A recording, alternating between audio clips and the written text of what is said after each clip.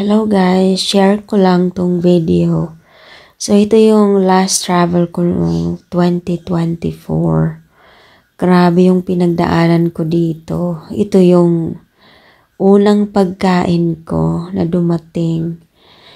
So after nyan, grabe nagkasakit ako ng todo. 5 days.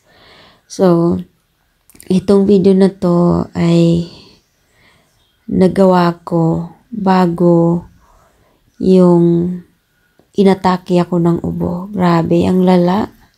Hindi ako makakain ng 5 days, hindi makatayo. So, ito yung kinain ko bago dumating. Tapos, yung sunod na pagkain ko is after 5 days na. Kasi nga, walang gana talaga. Pero, grabe, gutom na gutom ako dyan.